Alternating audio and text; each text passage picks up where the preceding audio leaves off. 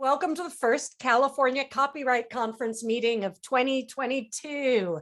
I'm your president, Mara Kuge, as well as the moderator of today's panel that we are presenting with the Guild of Music Supervisors, Licensed to Ill, the Future of Beat Licensing in Sync. We have one lineup change for today's panel. Splice's Sydney Vann is sick with COVID. So instead we have Splice's Director of Global Music Culture and Grammy-nominated producer, Kendi Hassan. Thank you to Kendi for stepping in at the very last minute. Thank you to CCC board member David Street of BMI, Francis McCann of Splice, and the Guild of Music Supervisors for helping make this panel happen. I just have a few brief CCC announcements before we begin. First of all, we were so happy to see everybody during that brief shining moment when we were having in-person events at our holiday party at the Catalina Jazz Club. The event was a lot of fun. We raised a nice amount of money for the John Brahimi Scholarship Fund. And we want to thank everybody who attended and everybody who contributed. And now after that, we are back to Zoom. But we are here today and we've decided to make our February panel also a Zoom panel. So mark your calendars for Put On Your Thinking app. That's going to be February 8th, 2022 at 2:30 p.m. Pacific time. This panel is moderated by Christina Benson, founder of Sweet on Top, and Jonathan Lane from Clearly Music, both of whom are CCC board members. We would like to welcome everybody from the Guild of Music Supervisors who are joining us for the first time. Yeah, GMS, we are big fans of the GMS here, and we hope that you'll check out more CCC events in the future. So please go to the ccc.org to see the schedule. Don't forget to stick around for the after chat to see your friends and colleagues. There are sure a lot of us here. Let's see how many, 224 participants. So definitely stick around to see everyone else. And you can ask questions directly of our panelists. As always, a huge thank you to Terry Nelson Carpenter and Real Music Works for their Zoom hosting services. Audio for our virtual waiting room is created by Josh Young of Atrium Music. Visuals are by Carly Hormel of the California Copyright Conference. And let's introduce today's panelists.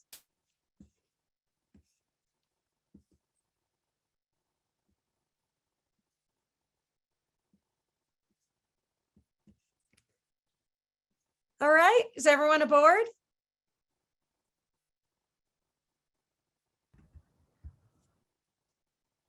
All right, hello everybody. Audio on. Hi, thanks for Hello. having us. Hi, everyone. Hello. Hello, hello. I would like to introduce Angela Sheik, Executive Manager of the Guild of Music Supervisors and Recording Artists. Please raise your hand. Hello. Hi, everybody. Thanks for coming today.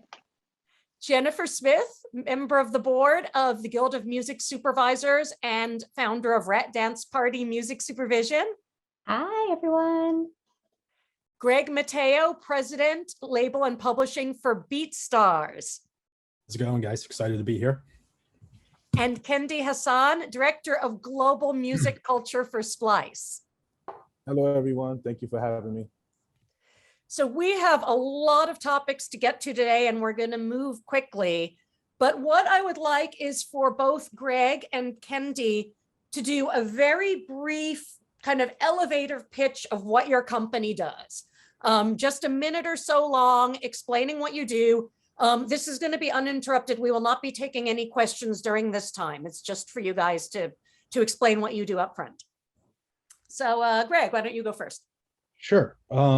Listen, BeatStars was created in 2008, really for the reason of, for both the artist and producer side, right? Like at the time, beats were being sold maybe or exchanged via chat rooms or email, things like that. There was very little regulation. So BeatStars came in, created a spot for producers to essentially create their own stores and showcase their instrumentals. And then what we do is we'd be providing like licenses, the payment option, again, really just streamlining the whole kind of interaction between producer and artist. So, you know, fast forward to 2022, you know, I think we've paid out about 150 million in instrumental royalties, you know, purchases, things of that nature. 3 million plus members later. But again, it was really just made to facilitate the interaction between producer and artist, and really kind of knowing that, hey, this is really where music is probably going to be going in terms of creation. So that's what it is on the BeatStars side. Okay, Kendi. Okay. Hey everyone, again, I'm Kendi Hassan from Splice, Director of Global Music Culture. Similar to BeatStars, Splice is a cloud-based music creation platform that was made to encourage the process of music creation, from music producers to content creators now, which, you know, we're trying to be more of a consumer product that anyone that has a fear of starting music could just come on the platform and get their head start, you know, usually with a DAW, meaning like a Logic or Ableton or something like that. But the point of Splice is we're there to have cloud-based music solutions, and it's royalty-free. So that allows you to be able to start a song, start a vocal, and not have to worry so much about, do I pay out the publishing? Do I have to pay out points? You're just going in there, grabbing what you need to grab from our 2.5 million sounds, and you're free to roam around and do your thing. So we are a content solution-based company, and we're there for producers and creators, and those that don't realize they are producers or content creators, we're the solution for them. Thank you both. So how does a beat license work? If I am the creator of a song, what is the process by which I license a beat, and who am I actually doing the deal with? Am I doing it with your company? Am I doing it with the songwriters? So what is the process of licensing something from your company to use in my song? How does that work? Is that for me? It's for either of you. Okay. There is no licensing process, right? Once you sign up for the platform, we have terms and agreements, and you can just start to use the music. So for example, if you go to one of our packs by Soul Surplus, you go into the pack, you download a sound, you can use it automatically. The licensing at that point, you are an owner of that composition, right? But keep in mind, we have over 400,000 users, if not more. You can have 400,000 different versions of that track, but yours is unique to you because by law, once you create a song, it's your copyright, right? But it's royalty free. So you don't have to assign anything to us or the users. They're compensated, or the creators rather, they're compensated from a different side. So our process is very simple. Once you sign on terms and agreements, you just create and you move on from there. And from a BeatStars perspective, the artist is licensing or doing that business with the producer directly. So that's what's happening. So like I mentioned in the beginning, there's a handful of different type of licenses that are issued, you know, like I'm sure you guys heard of like a beat lease, right? So essentially borrowing for a certain, like the producer will set their terms, and then there's something called an exclusive, which is a traditional way of just buying a beat, right? And so that artist now owns that whole copy, that whole beat essentially. But within all of these licenses, our producers are retaining their publishing rights or whatever terms they set forth in that agreement. Because again, it's their business, they own their beats, they own the music they're doing. We're simply, you know, allowing them to host it, and it's a subscription model for us. So that's kind of how that's going down. So all business is done directly with that producer of the beat. What do you, from the GMS side, what do you think of these? Like, do you have questions about this? I suspect you do.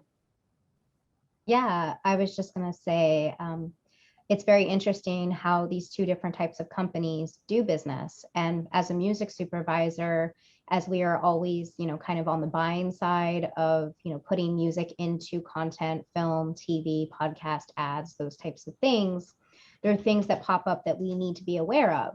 And I know myself and the other music supervisors out there, we run into this where they say, hey, just found out we have a Splice feed. I know from my experience, that Splice contracts don't include sync rights. And so I had to tell the music creator, hey, you don't have sync rights. And they had to go negotiate the sync rights for this type of thing. So I guess the question would be, when we're trying to work with, you know, creators of music, because we are collaborators. And when we work with these different people, how do we know that we're protected? Because again, we are hired by producers, networks, production companies, and this is a liability issue. That even if someone says, I have 100%, if something were to go down, unfortunately, we're to blame, even though it is not our fault. And again, as music supervisors, this is our business. And just like in music supervision is a trust business. So how do you work with music supervisors, or actually how do you work with the creators to educate them about different types of revenue streams and how to work with these different types of revenue streams and licenses that you interact with? Yeah, I think from a creative standpoint, these are such great resources. But when you walk into the commercial world, that's where it starts to get a little bit hairy. So those are the questions that I think I have. Is it sounds like Splice does, the big difference between these two companies is Splice does cover the contract and BeatStars does not. Is that correct? But so do you offer pat contracts for your producers to share with the people that are using their beats, or is that just completely up to the beat creators to do on their own? From a BeatStars perspective, we do provide templates of what the contract should be. And listen, if you think about the business model, I can lease this beat for $50, right? The producer is going to want to set some boundaries to that. And in this type of lease, you're not going to like the answer, but there are clauses that says you cannot sync this track. Now, do the artist or the person who ends up buying that song pay attention to what they just signed? As we all know, not everyone's reading contracts, right? So then they go and distribute said song, and that song then gets sent to that, that sync department, and they're pitching to you guys for placements. Though then I don't know what the interaction is afterwards of when that song is going to be used. I have a feeling of what it is. It's like, do you control those sides or who's on this? And then it comes down to, sometimes that artist may have forgot who they got the beat from, or they did not put that in the initial metadata when they delivered it to the distributor. So then it makes, I know, your job a little bit harder. But for our side, just so you know, it's there. It is clearly stated in these agreements, probably the same as Splice. It's really laid out there. It's just more, okay, the person that's ended up using it may not be, reading everything that's in, and we know it's confusing at the same time. It's just, but they do set those standards, or those clauses in there. So yeah. Oh, go ahead, Greg. No, go ahead. I was going to say that, as a collaborator between, us working with creators and businesses like yours, is there a way for you to be clear, for example, on your sites, just littering it everywhere that this license does not include, sync licensing, and defining what sync licensing means, meaning you cannot license this to film, TV, ads, podcasts, etc. Putting that everywhere because, as you said, people don't always read the licenses. And to be completely honest, I feel there's a lack of education in the music community as a whole about what these things mean. Is that something that Splice or BeatStars would be open to help work with us as a community of creators, whether it's content creation, marrying music to picture for storytelling, or for people that are creating music as their art? I think that's a difference too between your two companies. Is you're saying directly you cannot use this for sync use. You need a separate contract, or you can't use this at all. But Splice, there's a little more gray area on, from what I was reading on your website, Kendi. Yeah. So myself being a music producer, I like to give real scenarios. I don't like to use analogies sometimes. So I produced a song for Snow Allegra last year on her current album. When I sampled Splice, which the entire loop is Splice, that's it. I sample it, I use it, it's mine to use and exploit any way that I want, whether it's sync, licensing, selling it on the producer side and get it points back, publishing. That's the point of Splice. It's royalty free. Everything's already baked in from a sample use perspective. Now, if you go and add other samples in there, or you have co-producers, I guess similar to BeatStars, at least BeatStars has someone that can train them. If you're a producer that doesn't have the info, and I'm not a lawyer, by the way, I'm just going off of my experience. If you don't have someone to help you, we're working on products like that, obviously, right? Where we're trying to educate the audience even better. But as far as going to use our sounds, there's no gray area. You just go in, you use it as royalty free, you move on. And that's why everyone uses it, from intermediate to professional. But does that not include sync rights? Is that correct that sync rights are not included in the rights that? They're for not Splice? on the terms and conditions on the website. They're not included For Splice? for Splice, yes. Okay, I will defer to you contacting my team to verify that. But Yeah, yeah. But you know, like for example, that you were saying, since you actually use Splice as a content creator, for example, if you know, content creators, they get royalties on their back end, and you as a content creator also want your royalties. So when you're creating stuff, how do you make sure things are registered properly? Like for example, if I wanted to use your song and I look on ASCAP to contact you to get permission to use your song in my TV show, you know, how is Splice used in that? Do they go on the cue sheet? Do they not go on the cue sheet? You know, all those different things, I think, is a question I know a lot of, you know, music supervisors have about how do we license it? How do we properly document it to make sure people are getting their publishing, you know, back end royalties when things air properly, because we want people to get paid properly. yeah, see, I think what you're probably reading online and what you're talking about as far as cue sheets and sync abilities are isolation. If you're going to just take a loop from Splice and put it online, that's what you're talking about. That's a different conversation. I'm talking about creating a composition, right?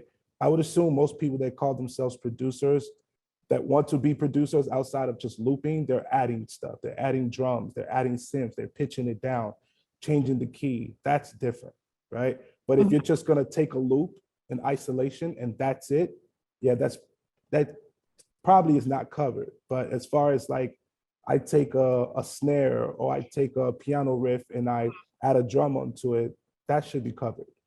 So you're talking about the difference between me as a music fan listening to music, whether it's on Spotify or hanging out with my friends, versus me as a music supervisor who's taking music and syncing it to picture, you know, in a scene. So you're talking about two separate things. Okay, amazing, thank you. One place that I see there could be gray area for this is as a creator, when I have something synced, I often get asked for stems.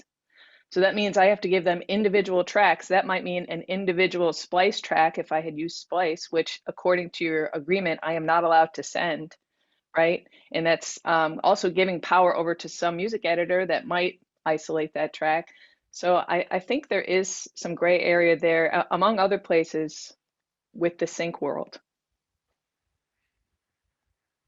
Curious what your thoughts are on that.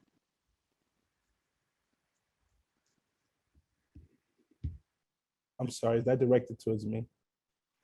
Yeah, either of the beat syncing reps, just as far as the sync world occasionally or regularly requiring stem delivery, which means sending an isolated loop potentially. From a BeatStars perspective, not to jump in, Ken, sorry, but like from a BeatStars perspective, you know, listen, I was telling you we have different licenses. They are also different types of files that are being sent, right? And so we do have a tracked out stem version that can be sent in there. Listen, we've been around for 13 years. It hasn't been an issue because listen, some members do use splice loops. I mean, that's the nature of the business, right?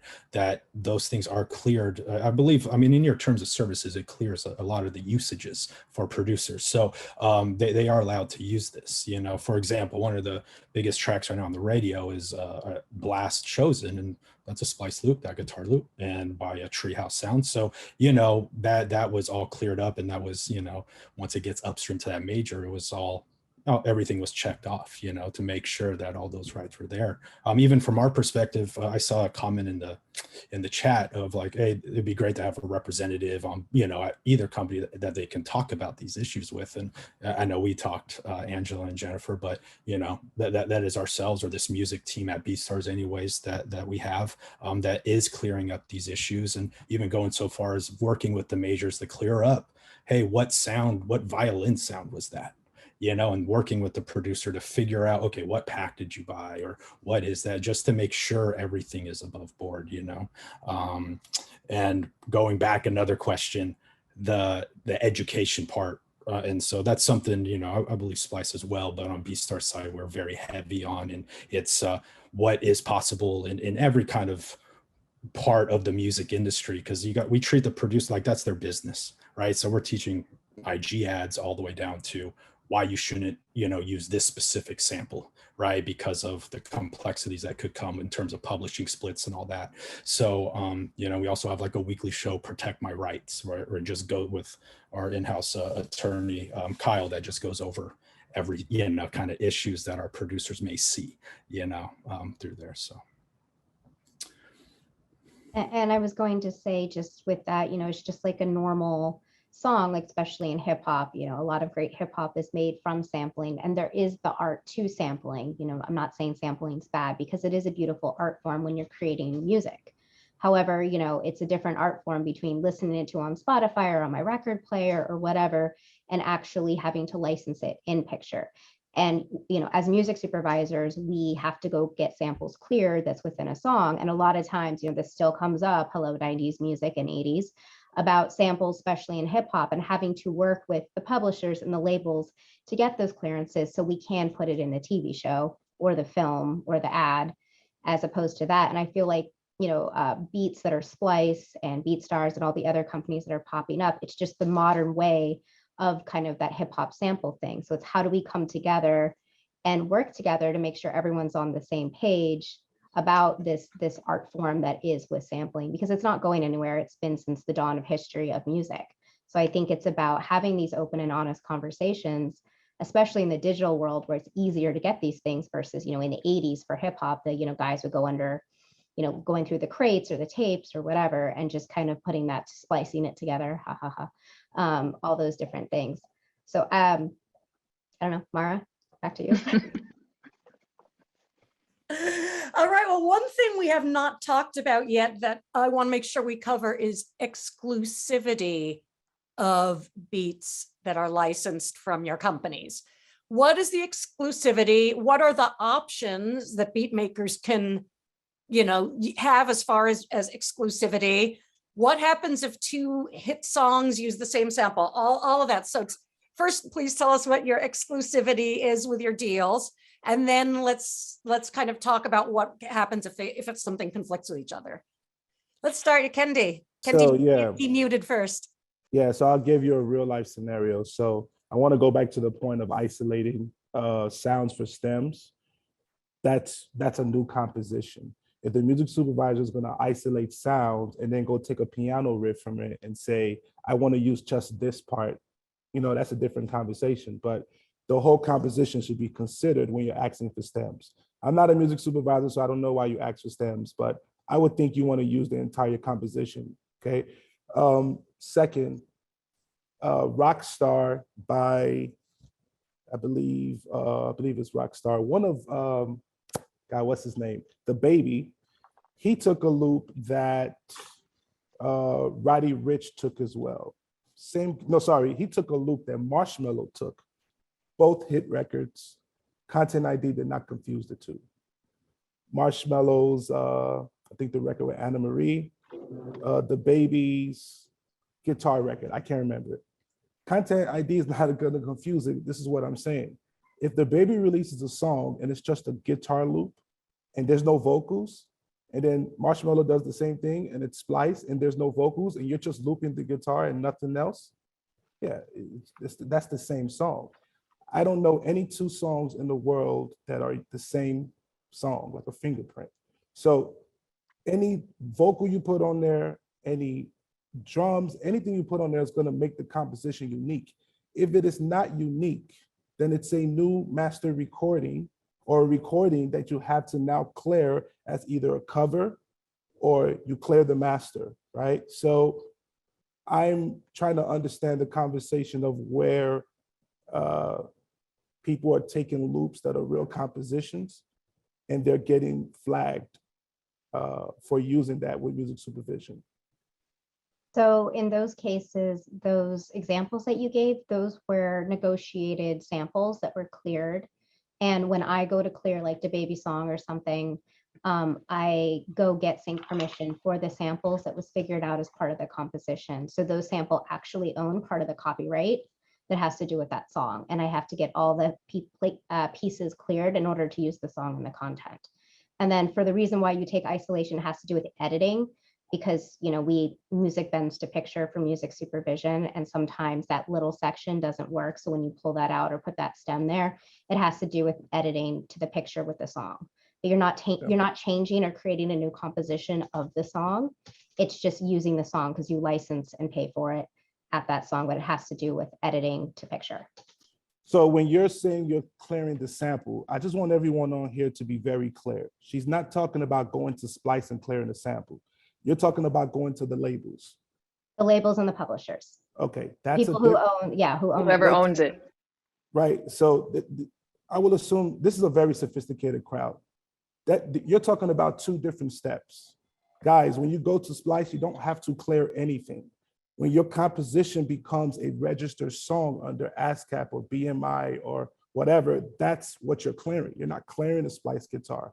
You can have, matter of fact, Oliver, who's one of our top, sound pack makers, he has hits all over the radios just from his drums, from Doja Cat to The Weeknd, and they're all the same drums. It's what's made with those sounds that needs to be cleared, not a And he Splice only note. got, what did he get paid for having his drums used in all those different songs? Did he just get paid $40? I mean, No. So I'll break down that without giving you too much of his information. Let's just yeah. I don't want, you can fictionalize it. I just want everyone to understand how sound packs work, right? Let's just say he has a lot of real estate. He owns homes off of what he does with Splice, right? So Splice is a new stream of income. Yeah, it's a very lucrative business for sound pack designers, meaning when he gives out his sound pack as royalty free, we pay him from our bundle of money that we're getting from users and from subscriptions and so forth. So he's getting paid in a different royalty system, not in the music industry system, through our process. Okay. Makes sense? Right. Mhm. So I don't know the process with BeatStars, but the reason a sound pack designer would want to go to Splice and make a sound pack is you have a little bit more space to create a new stream of income from sounds that you may not necessarily be able to place. Place meaning like, a placement on a record or whatever the case may be. Splice is a space for sound designers to have solidarity with other producers. Hey, I'm comfortable with you taking that sound and reinterpolating it in your own way, right? So that's kind of the ethos, the ecosystem, a place for music creators to join and give each other space to recreate sounds from, A few people in the chat are asking where the income stream comes from that you are using to pay out the creators, the beat creators. Is it from subscriptions? I don't want to get too much into the detail of that just because, again, I'm not the business affairs of my company, but every time you use the platform in any way as a user, right? If you're downloading sounds or you have a subscription, we have our model on how we figure out how to compensate producers that make packs, right? I can't get too much into it, but we have our process. And it's a fair, amazing system that allows users to get Oliver's on his third pack because the process works and it's a consistent way for creators or sound designers to be able to get income in a less than traditional way, which is the music industry. So you're saying, for example, just as an example, say Greg and Angela wrote a song together, right? They collaborated together and they pulled, say, like a guitar, a drum, and some other sound stuff from Splice that wasn't pre-existing stuff put together. And they created the song just using like a guitar and a drum and maybe a horn, right? From different packs that were all different. And then they create a song together. Would they be able to say, I have this copyright to create a sync license to say I create, even though they just use like a horn, a guitar, and a drum, because those are just one little instrument's different? Yes. Are you saying that they would own that copyright? Yes. Okay. Yeah. They would own 100% of the publishing and master on that? If you don't have a publishing deal. Yes. Well, let me rephrase that. But yes, they Yes, in this example, because I feel like a lot of independent, musicians use these different services. So I just, because I know in some of the bigger examples, those are with big labels that have the legal teams and the money to negotiate these deals. But a lot of people, independent artists, I just wanted to give that example because we work with a lot of various different creators, not just majors. Yeah. No, I mean, again, I'll give you my real life example. Some songs I produced last year: Splice snare, Splice kick, Splice piano, some synths that I played. Mine. I own the masters, the publishing. I share it with my partners. Splice is not in the business of trying to collect royalties from the music industry in that way. So you don't have to worry about that. That's not our business model. I hope that answers the question. I appreciate this side of Splice, and I have friends that make packs, and it really saved them last year. I love that that's paying artists. I think where I run into trouble is, let's say I've been hired to do some custom work, where this is supposed to be one of a kind, and either the music supervisor's ear or some kind of AI bot recognizes those horns, and they say, wait a minute, that's not unique. I heard this over here. I heard this over here. So that puts me on the bad list, right? Not maybe with a library, maybe with a music supervisor. And because relationships are so important, that's just too big of a risk for me. Is there anything, Yeah. can you speak to that at all? Yeah, so we're, without saying too much, we're definitely working with the different outlets out there to find a solution as far as content ID is concerned to kind of fix those issues, right? We're not a historic company, we're technology. Although the packs are made by human beings, I want everyone to understand that. There's no machine making the packs. These are human beings. The technology is how we're getting it faster to everyone, right? But we're finding solutions just to make sure that we do get some of those issues covered, and it'll take a little bit of time, but it's active. We're definitely making sure that we get ahead of that. But I will say, if a horn stab was used or whatever, and technically that violates the terms, right? Because that means you're selling music in isolation, right? But in general, we're making sure that we get ahead of those with all the different services out there. So soon we will have some kind of solution, but for now, we're working at it. I understand it's Splice. It's Splice's term that it can't be used in isolation, but I think it's more just for the music industry in general. If it's recognizable, if it's melodic, then it's a problem. Okay, so it's a problem for recognition of a sound being used. Okay. Yeah, for it to be a custom work, for it to be truly original. So, okay, I have two answers to that. Number one, I'm 39. I've been producing since I was 12. When I was professionally at 17, when I was studying hip hop music, I would hear, I don't know, that quarter, I'd hear 5 hip hop songs that all had the same samples. How many people sample Funky Drummer by James Brown? Or Impeach the President, right? Drum loop, right? So if we're talking about, if you're hired to do custom sounds, right? But it's truly not custom, that's an ethical issue. That sounds like an issue with how you're creating your sounds for the job you're being hired for. But again, as far as our technology and what we make, it's there for you to manipulate it and do whatever you want to do with it. So I think I'm understanding you right. You're hiring people for customizable jobs, and the content ID or some system is recognizing the sounds they're using as not original. So would you say that's the issue of Splice or the person creating the content?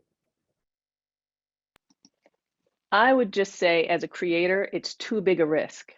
That's what I'm saying. That's where I fall, because it's just not worth damaging that relationship or that opportunity. This industry works fast. They don't have time to fix it. They needed it right the first time. So I guess I approach the conversation with that in mind and think it's better if I make it myself.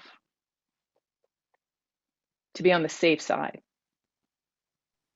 To each his own, right? Like if that's your process and you're being hired, like, again, I've been a music producer for 15 years and all I make is customizable music.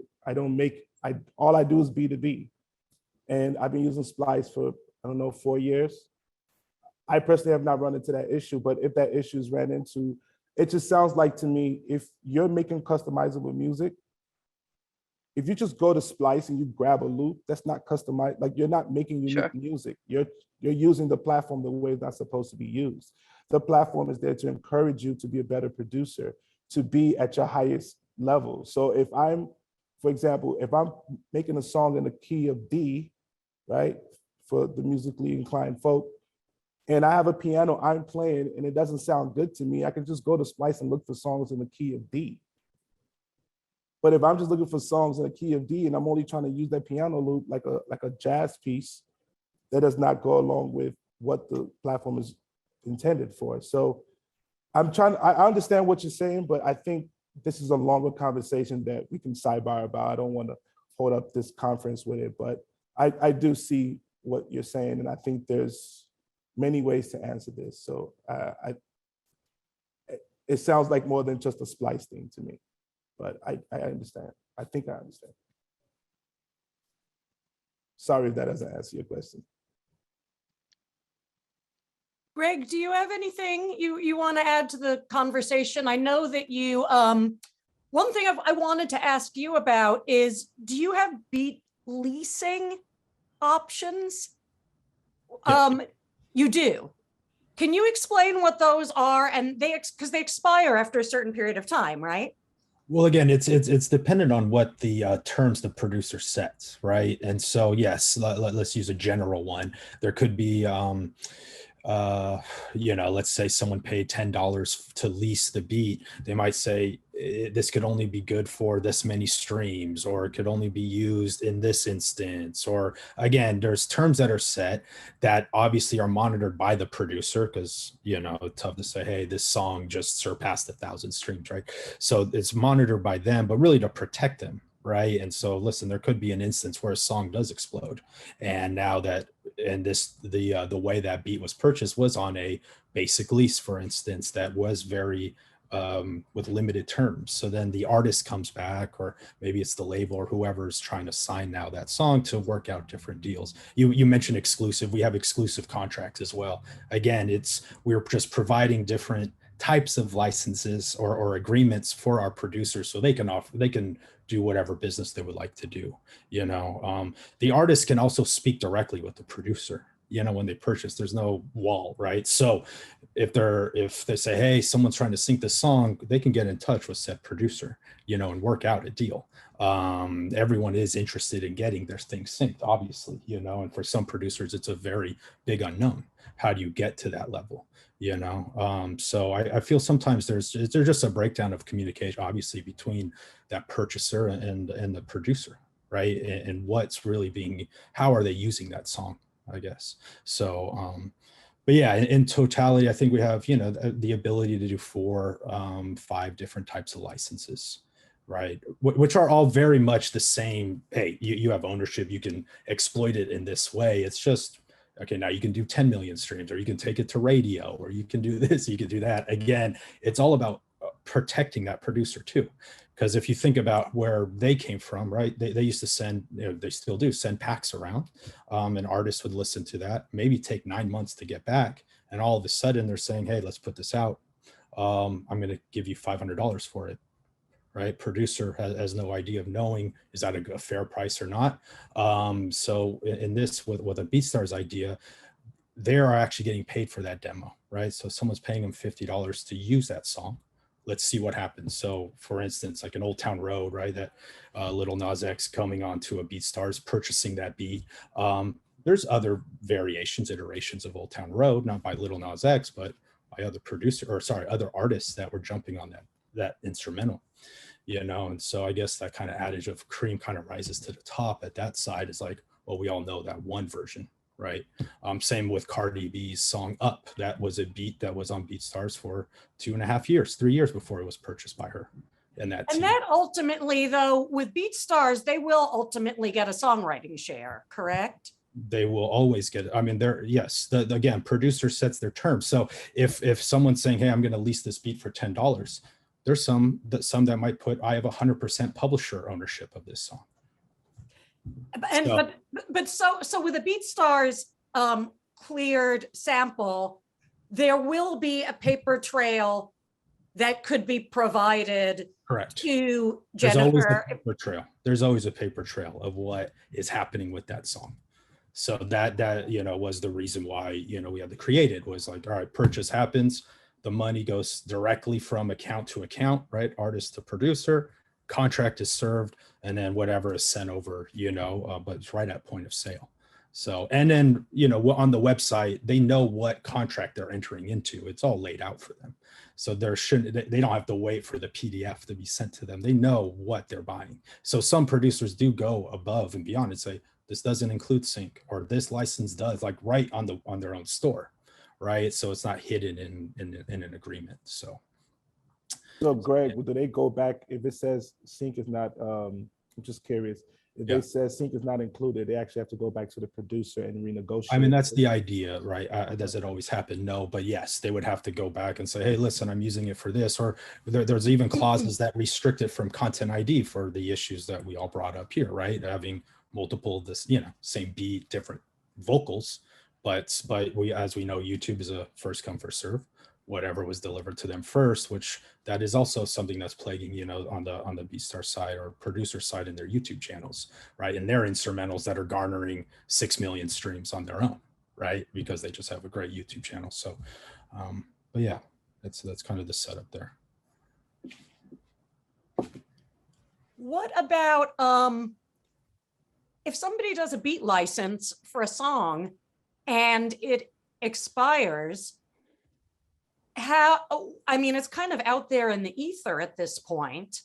Is there an expectation that on the last day of the 6-year license or whatever, they're just going to pull it from every single, I mean, again, does it happen? No, but is that ability there for that to happen? Yes, legally.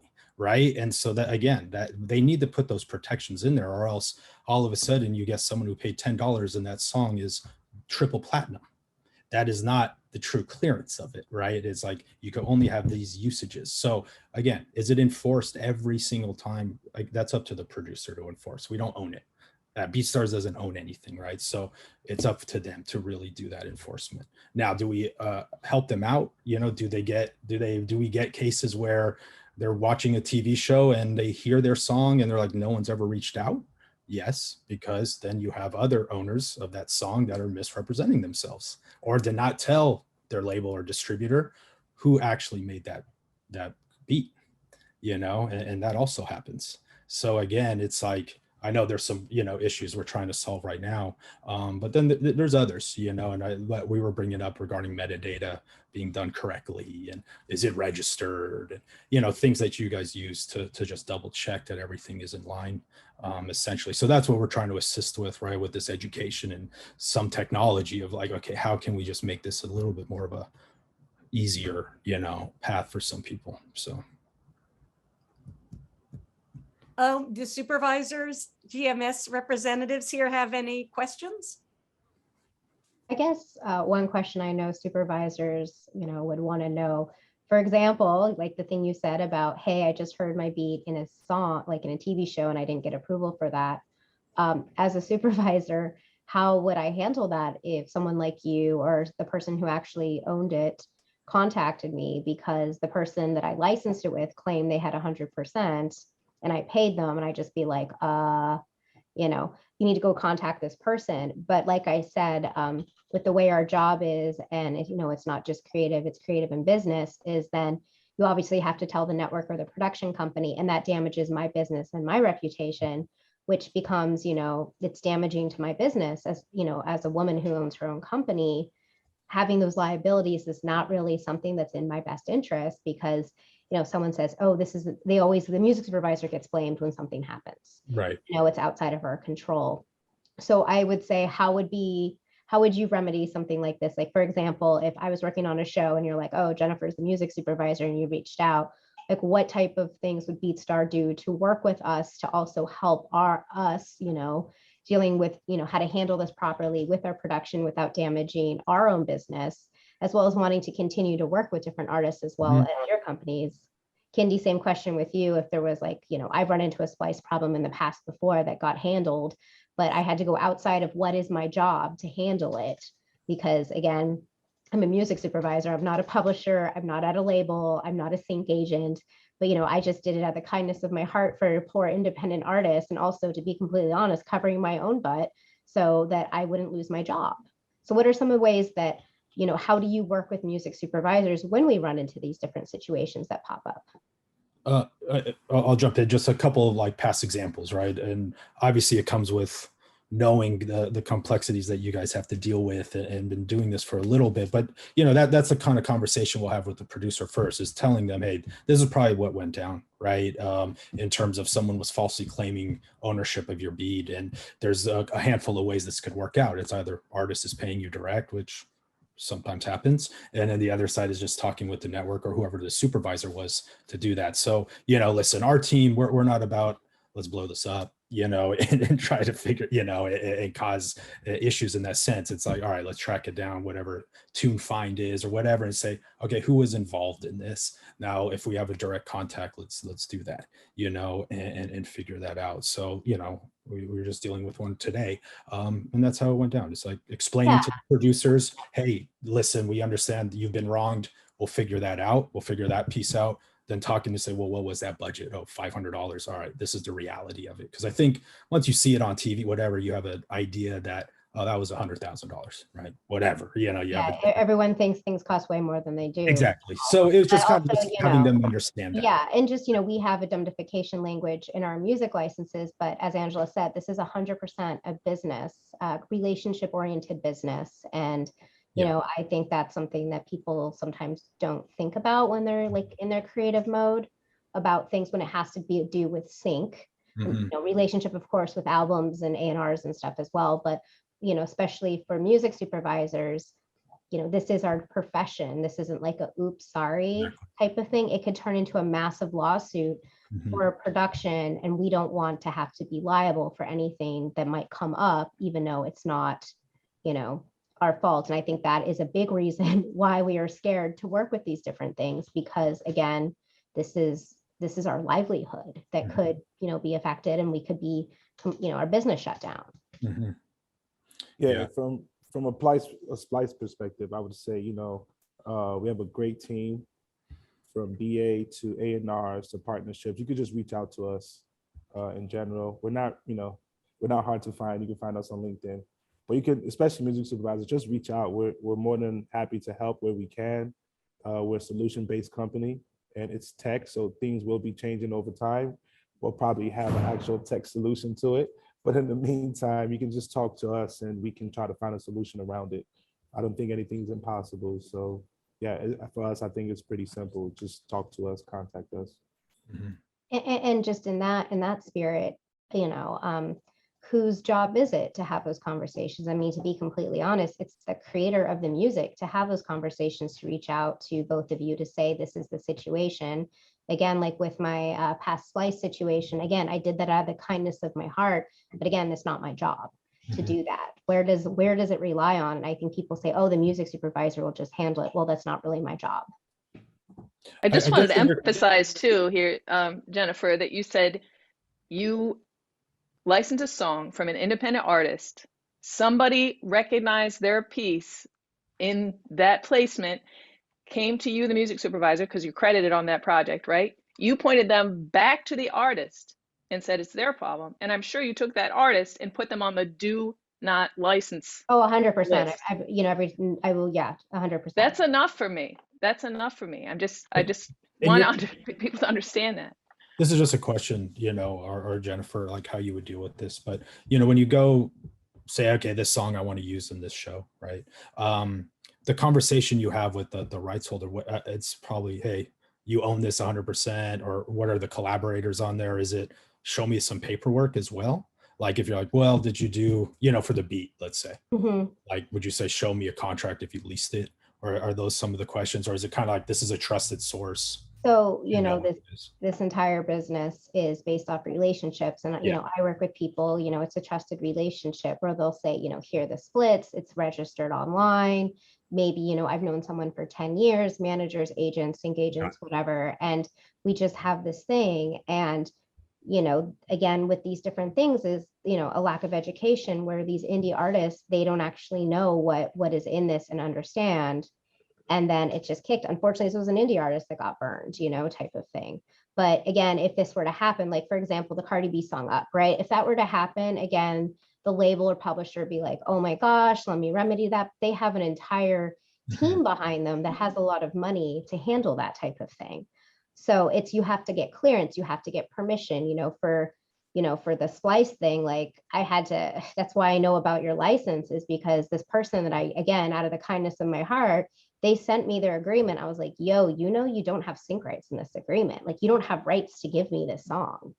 You know, you don't own this 100%. But again, that's because I've worked, you know, in my past, you know, I know what I'm looking for on those things. And I used to work at a publisher in a past life. So I know what type of things to look for. But again, we don't have time to do that for every single thing because, again, I don't work for them. I am, you know, hired by production studios networks.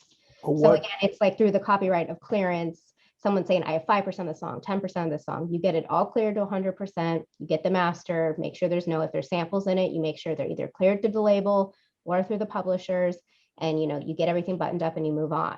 You know, I don't have time to check every single person's agreement. Again, that's not my job. Okay, I have two questions for you, Jennifer. One, how long ago was that Splice issue? It was 3 years ago, and as you can tell, it still burns. Okay, yeah. And then two, what exactly was the issue without giving us too much detail? Well, that's why I gave the example about a guitar, a drum, and a horn. In this issue, it was they took a bunch of, I don't use Splice because I'm not a music creator, and to be completely honest, but someone took a bunch of loops that were pre-created that were in there, and it was like taking a song and or a beat that was like sampled, like a James Brown thing or something. And, you know, you know, sorry, one of my pets is drinking water, so if you hear clicking, you know, it's one of those things where then I got a notice, and it was like a whole thing. And, you know, this independent artist was like, yeah, so I use this thing called Splice. And I was like, what? But what was the issue? The issue is that he doesn't took have 100% copyright. Okay, so he took a drum from one pack. No, he didn't take a drum. He took pre-existing music that was on there that got flagged. So I don't know Splice now if it doesn't have beats that are already created, that, like, you know, rap music, you have a created beat and you can, you know, rap on top of it. I don't know, but at the time, and this was like 3 years ago, there was a pre-existing beat that was created, which means someone created that beat in copyright. It's not taking one drum, one horn, and one guitar and creating something. He just took a loop. Pre-existing beat. Right, so that's terms and services, right? So that's what I'm talking about. That's isolation. If it's a drum, guitar, and horn that's in one loop, we're not having the same conversation. You're talking about isolation versus composition. That's isolation. Oh no, this person took a straight up composition that they got from Splice that they claim they had rights to. And that is the problem. Right, so I'm saying that's an isolated loop, right? It was one thing, like they had one stem, there was no other tracked out stem. If they asked you for stems, it's just one wave, right? Oh, I didn't ask for stems. It was an entire beat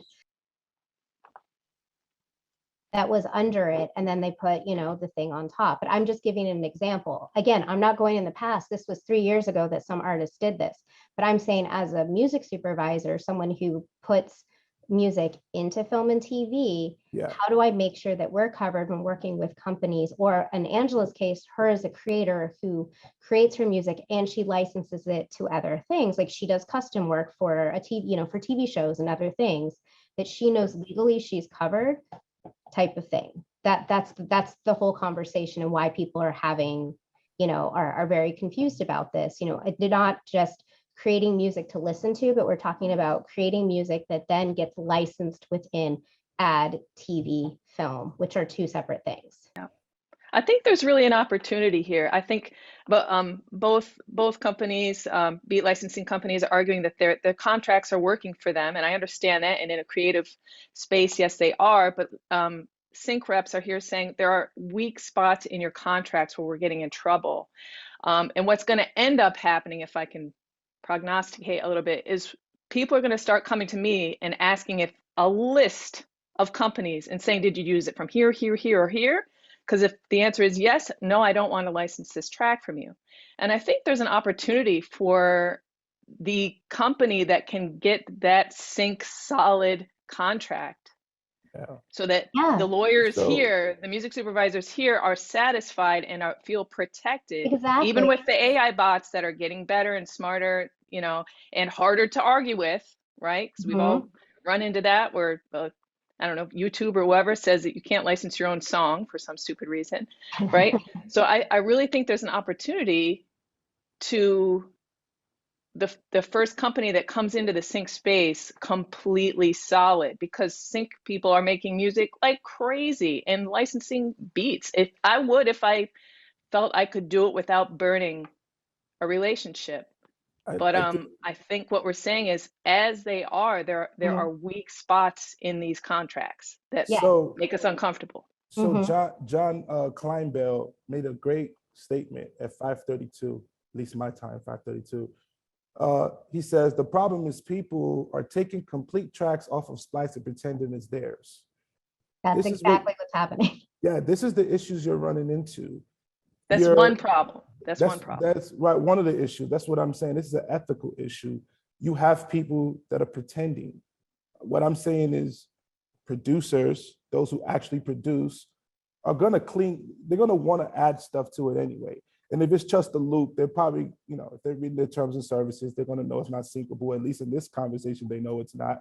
But most people want to add more to their tracks anyway. And that's the point of Splice. It's not to replace humans. It's not to cut corners. It's there for you to not have to look over your shoulder and figure out, you know, do I have to clear this sample? I've dealt with that a lot. So again, ethical, right?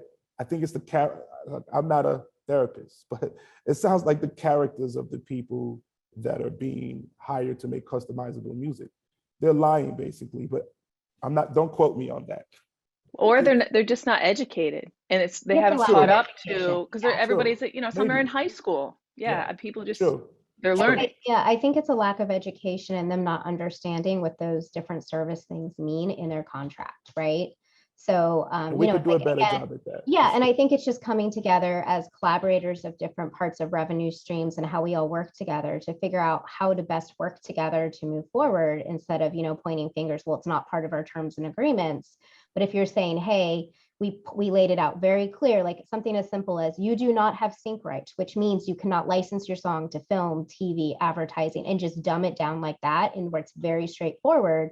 Then if something were to happen with, you know, say my situation happened again, and they're like, well, Splice said, I can be like, no, they don't say that, because on their website, it is very, very clear. And again, you did everything you could to educate people and to set people up for success in their creation and their business, versus it just being like, well, it's in the terms and services. I think it's about coming together and working together and figuring out a way, you know, to also increase education within the creation community.